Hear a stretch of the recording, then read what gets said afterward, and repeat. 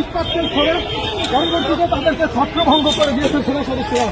দেখতে পাচ্ছেন এই মুহূর্তে এনসিপির জুলাই পদযাত্রা চলছে, তারা রয়েছেন গোপালগঞ্জে এবং সেখানে এই মুহূর্তে সেখানে কিন্তু সংঘর্ষ পরিস্থিতি বিরাজ করছে। দেখতে পাচ্ছেন সেনা সদস্যরা রয়েছেন এবং তারা টিয়ার শেল এবং 6টা বুলেট দিয়ে কিন্তু সরিয়ে দিচ্ছেন, আমরা দেখতে পাচ্ছি।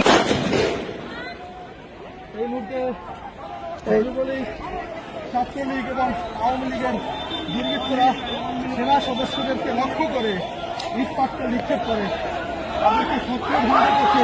সেনা সদস্যরা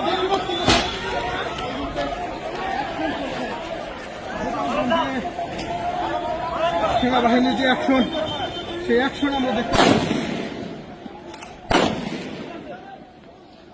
গোপালগঞ্জের যে